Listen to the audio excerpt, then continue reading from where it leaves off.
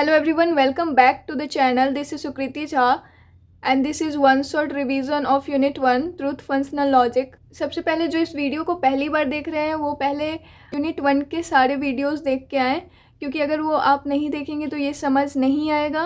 और अगर आपने वो सब देख लिया है तो ये काफ़ी ईजी है आपके लिए, क्योंकि इसमें बेसिकली इस वीडियो में हम रिवीजन करेंगे। मेन पॉइंट्स उस तरीके से डिटेल में डिस्कस नहीं कर पाएंगे क्योंकि हमने लास्ट वाले वीडियोस में किए हैं, और ये बेसिकली हमारा रिवीजन सेशन होने वाला है। तो चलिए स्टार्ट करते हैं। तो यूनिट 1 में ट्रुथ फंक्शनल लॉजिक, सबसे पहले हम सिलेबस को देखते हैं कि हमारा सिलेबस क्या है। यूनिट 1 में पहला जो टॉपिक है वो है logical connectives, conjunction, negation, disjunction, interdefinability, stroke function. Second जो है वो है truth tables for logical connectives. Third is symbolisation and translation, arguments and arguments form. Fourth is truth table method, shorter truth table method, जिसको कहते हैं रेडक्टिव add एब्सर्डम। Okay, तो सबसे पहले यहाँ पे कंजंक्शन, निगेशन और डिसजंक्शन है। तो सबसे पहले कंजंक्शन, निगेशन और डिसजंक्शन के बारे में पढ़ेंगे। तो यहाँ पे कंजंक्शन है, कंजंक्शन को डॉट से हम लोग सिंबलाइज करते हैं, और किसी भी स्टेटमेंट में अगर एंड है, बट है, also, still, both, moreover, however, although, further more, additionally, yet etcetera है, तो वो कंजंक्शन उसमें लगेगा। फॉर एग्जाम्पल जैसे कोई स्टेटमेंट है और उसका जो आया है पी डॉट क्यू, अगर हम सिंबलाइज किए हैं उस स्टेटमेंट को, तो वहाँ पे पी और क्यू जो है उसको हम कंजंक्ट्स कहेंगे। Second is disjunction. डिसजंक्शन को वेज से हम लोग सिंबलाइज करते हैं। इसमें आइदर और, नाइदर, नॉर और अनलेस आता है। अगर किसी भी स्टेटमेंट में आइदर और, नाइदर और अनलेस है तो उसको हम डिसजंक्शन यानी कि वेज से उस स्टेटमेंट को हम रिप्रेजेंट करेंगे, सिंबलाइज करेंगे। सो आइदर और के लिए पी वेज क्यू हो जाएगा, नाइदर नॉर के लिए निगेशन पी वेज क्यू हो जाएगा, और अनलेस के लिए पी वेज क्यू हो जाएगा। तो आइदर और अनलेस के लिए पी वेज क्यू होगा, और नाइदर नॉर के लिए बेसिकली हमको याद रखना है कि निगेशन पी वेज क्यू होगा। अब इसमें जो जैसे कि अगर हमारा किसी भी स्टेटमेंट का सिंबलाइजेशन पी वेज क्यू आया है, उसमें हम पी और क्यू को डिसजंक्ट्स कहते हैं। अब आइदर और बोथ का जो हमारा फंक्शन है वो यहाँ पे देख लेते हैं। अगर किसी स्टेटमेंट में नॉट आइदर ए और बी है तो निगेशन ए वेज बी होगा। Second is either not a और नॉट बी है, आइदर के बाद नॉट ए और नॉट बी है तो negation A wedge negation B हो जाएगा। Third is not both A and B है, नॉट बोथ के बाद ए एंड बी है तो निगेशन ए डॉट बी हो जाएगा। Fourth is both not A and B, तो negation A dot negation B हो जाएगा। ओके, अब निगेशन देखते हैं। निगेशन को हम लोग इस तरीके से रिप्रेजेंट करते हैं, कर्ल से सिंबलाइज करते हैं। और यहाँ पे दो लॉजिकल कनेक्टिव्स और हैं, conditional and by conditional. Conditional को हम लोग हॉर्सू से रिप्रेजेंट करते हैं, बाई कंडीशनल को हम लोग ट्राइवर्ड से रिप्रेजेंट करते हैं। सो हमने कंजंक्शन, निगेशन, डिसजंक्शन को पढ़ लिया। अब इसके बाद है इंटरडिफिनेबिलिटी एंड स्ट्रोक फंक्शन। तो इंटरडिफिनेबिलिटी को सबसे पहले पढ़ते हैं। कंजंक्टिव, इसका टोटल 8 फार्मूला है। डेफिनेबिलिटी में मेनली ये होता है कि हम लोग डिफाइन करते हैं, जैसे कि कोई भी अगर आर्ग्यूमेंट है तो उसको हम लोग जैसे पी डॉट क्यू है तो उसको अगर पी डॉट क्यू को अगर हमें वेज में डिफाइन करना है तो ये फार्मूला लगेगा। फिर पी डॉट क्यू को अगर हमें हॉर्सशू में डिफाइन करना है तो ये फार्मूला लगेगा। तो इस प्रकार ये यहाँ पे है। तो अगर ये सारे जो फार्मूले हैं वो काफ़ी ज़्यादा इंपॉर्टेंट है। पी डॉट क्यू का हो जाएगा निगेशन, फिर negation P wedge negation Q. P dot Q को अगर हॉर्सशू में चेंज करना होगा तो negation P horseshoe negation Q हो जाएगा। डिसजंक्टिव में पी वेज क्यू को अगर डॉट में चेंज करना है तो negation P dot negation Q हो जाएगा। पी वेज क्यू को अगर हमें हॉर्सशू में चेंज करना है तो निगेशन पी हॉर्सशू क्यू हो जाएगा। इम्प्लीकेटिव में अगर पी हॉर्सशू क्यू को अगर हॉर्सशू को हमें वेज में चेंज करना होगा तो निगेशन पी वेज क्यू हो जाएगा। और पी हॉर्सशू क्यू अगर हॉर्सशू को हमें डॉट में चेंज करना होगा तो negation P dot negation Q हो जाएगा। ये फार्मूला लगेगा। इक्विवेलेंट में देखते हैं पी ट्राइवर क्यू, अगर पी ट्राइवर क्यू को हमें डॉट में चेंज करना होगा तो ये फार्मूला लगेगा। अगर पी ट्राइवर क्यू को हमें वेज में चेंज करना होगा तो ये फार्मूला लगेगा। ओके, अब हम इसका एक क्वेश्चन देखते हैं। यहाँ पे इसमें कहा गया है कि डिफाइन निगेशन में और वेज में हमें डिफाइन करना है। तो क्वेश्चन 1 है P dot Q wedge R. तो यहाँ पे वेज तो है ही, ऑलरेडी है, तो पी डॉट क्यू को हमें चेंज करना होगा। और पी डॉट क्यू का अगर पी डॉट क्यू को हम वेज में चेंज करेंगे तो यहाँ पे ये वाली फार्मूला लगेगा, ये वाला फार्मूला लगेगा। पी डॉट क्यू का negation P wedge negation Q, तो यहाँ पे negation P wedge negation Q हो जाएगा। और यहाँ पे वेज आर हो जाएगा, यही इसका आंसर होगा। अब क्वेश्चन 2 देख लेते हैं। P dot Q horseshoe R है, तो यहाँ पे पी डॉट क्यू को अगर हमें वेज में चेंज करना है तो negation P wedge negation Q हो जाएगा। अब हॉर्सशू आर है, अगर हॉर्सशू आर है और पी हॉर्सशू आर को अगर हमें वेज में चेंज करना है तो निगेशन पी वेज क्यू हो जाएगा। अगर हम इस होल को पी मान लें और इस आर को हम क्यू मान लें तो हमारा निगेशन पी वेज क्यू है। तो यहाँ पे पी में एक निगेशन आएगा, फिर क्यू को हम ऐसे एज इट इज़ लिख देंगे। ओके, अब स्ट्रोक फंक्शन देखते हैं। स्ट्रोक फंक्शन को हम लोग स्ट्रोक इस तरीके से रिप्रेजेंट करते हैं। जब हम किसी लॉजिकल आर्गुमेंट को डिफाइन करते हैं स्ट्रोक में तो हमारा ये 5 फार्मूला लगेगा। अब निगेशन पी के लिए हम पी स्ट्रोक पी लिखेंगे, पी डॉट क्यू के लिए पी स्ट्रोक क्यू लिखेंगे, पी वेज क्यू के लिए पी स्ट्रोक क्यू होगा। फोर्थ, पी हॉर्सशू क्यू के लिए पी स्ट्रोक क्यू होगा। पी ड्राइवर क्यू के लिए P stroke Q stroke P stroke P हो जाएगा।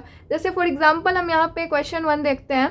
निगेशन पी डॉट क्यू है, तो पी डॉट क्यू को सबसे पहले हम डिफाइन करते हैं। पी डॉट क्यू को पी क्यू हो जाएगा। तो पी यहाँ पे निगेशन पी है तो निगेशन पी क्यू। अब निगेशन पी को हम लोग डिफाइन करेंगे, निगेशन पी को पी हो जाएगा, तो यहाँ पे पी इसके बाद क्यू का क्यू क्यू का क्यू हो जाएगा। तो ये हमारा फाइनल आंसर हो जाएगा। अब जो हमारा है वो है truth tables for logical connectives. तो यहाँ पे ट्रूथ टेबल बनाया गया है हमारे लॉजिकल कनेक्टिव्स का, कंजंक्शन का, डिसजंक्शन का, कंडीशनल का और बाई कंडीशनल का और निगेशन का। तो कंजंक्शन का सबसे पहले देखते हैं। अगर हमारा पी ट्रू होगा और क्यू ट्रू होगा तो हमारा ट्रू हो जाएगा। अगर पी ट्रू होगा क्यू फॉल्स होगा तो पी डॉट क्यू हमारा हो जाएगा फॉल्स। अगर पी फॉल्स होगा क्यू ट्रू होगा और पी डॉट क्यू तो हमारा पी डॉट क्यू हो जाएगा फॉल्स। अगर पी फॉल्स होगा क्यू फॉल्स होगा तो हमारा पी डॉट क्यू हो जाएगा फॉल्स। इसको याद करने का सबसे इजी तरीका है कि इसमें बाकी सारे फॉल्स होंगे, बस ट्रू होंगे। डिसजंक्शन का देखते हैं। यहाँ पे टी हो जाएगा, टी हो जाएगा, टी हो जाएगा, टी हो जाएगा। और इसको याद करने का सबसे आसान तरीका है, यहाँ पे सारे ट्रू होंगे, बस एफ हो जाएंगे। ओके, अब कंडीशनल देखते हैं। कंडीशनल में टी हो जाएगा, टी हो जाएगा, टी हो जाएगा, टी हो जाएगा। और इसको याद करने के लिए बाकी सारा ट्रू होगा कंडीशनल में एक्सेप्ट एफ हो जाएगा।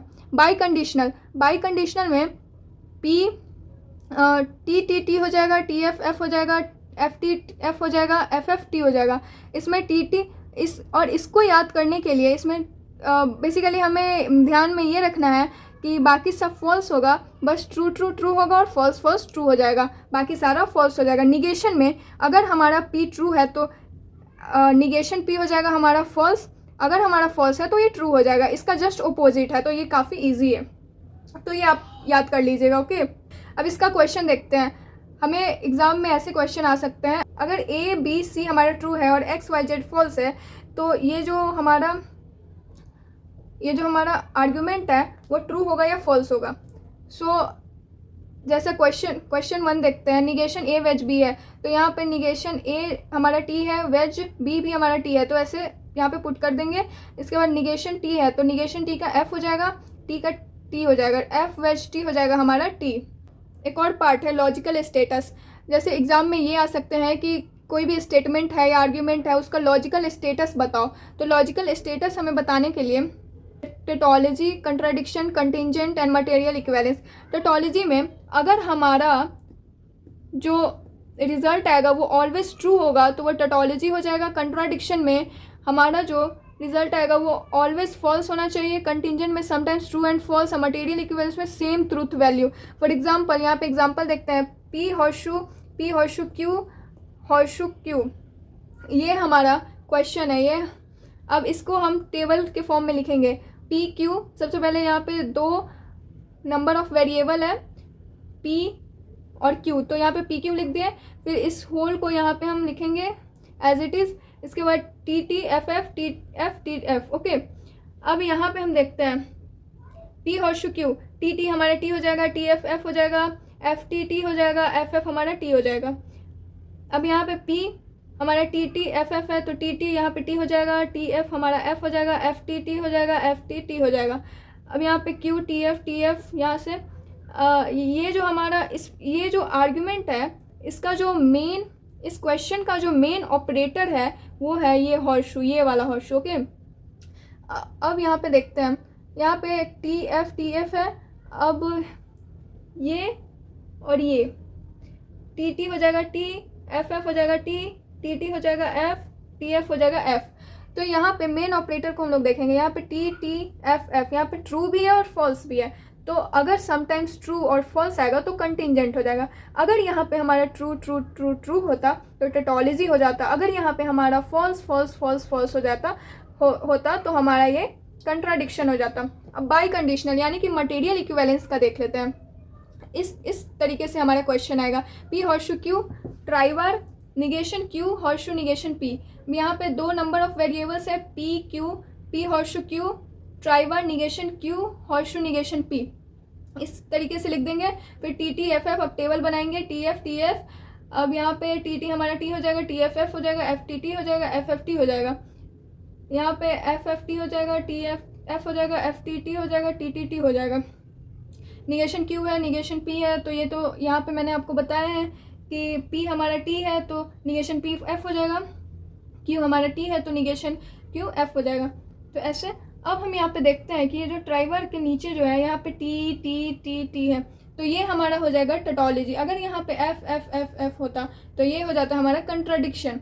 अगर यहाँ पे टी एफ या फिर ट्रू भी होता या फॉल्स होता तो ये हो जाता हमारा कंटिंजेंट। ओके, अब नेक्स्ट पार्ट हम लोग देखते हैं।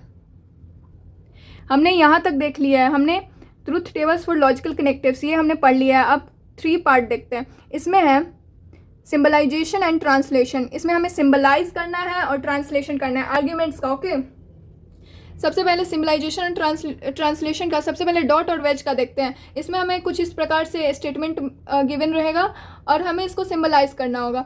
तो Iran raises the price of oil but Libya does not raise the price of oil. यहाँ पे ईरान को आई से डिनोट करेंगे, यहाँ पे बट है तो डॉट हो जाएगा, डज नॉट है तो निगेशन हो जाएगा और लीबिया को एल से रिप्रेजेंट करेंगे।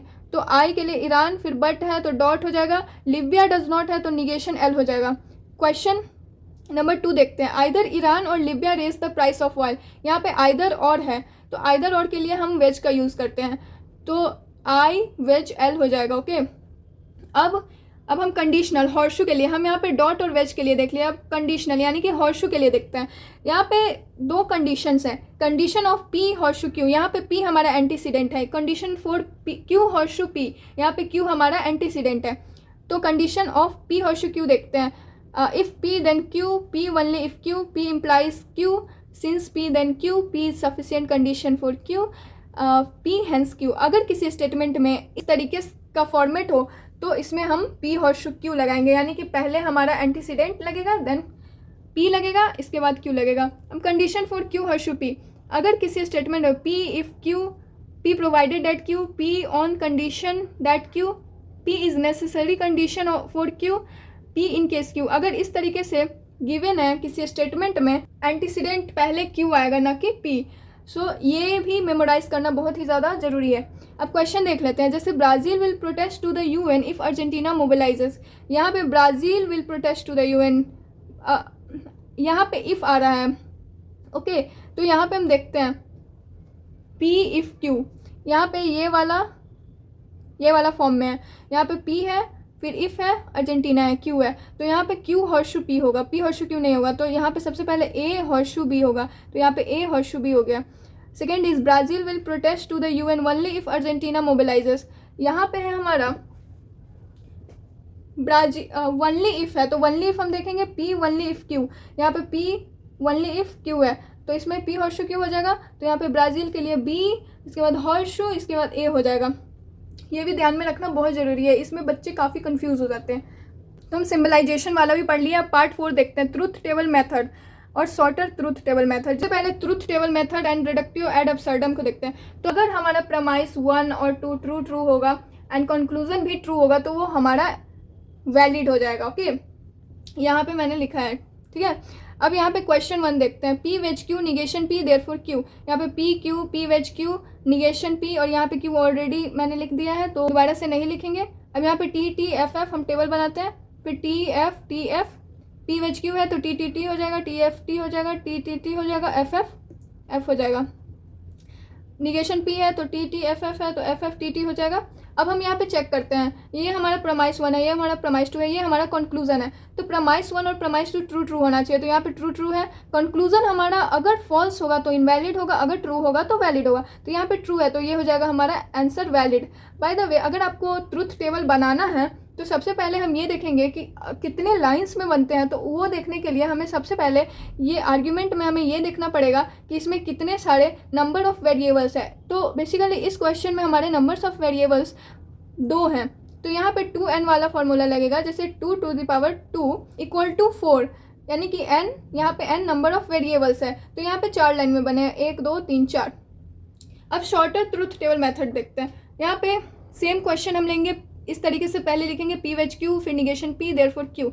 अब यहाँ पे हमें प्रमाइस 1 और प्रमाइस 2 ट्रू ट्रू लेने हैं और कंक्लूजन फॉल्स लेना है। तो सबसे पहले यहाँ पे टी लिए हैं, फिर टी लिए हैं, फॉल्स लिए हैं।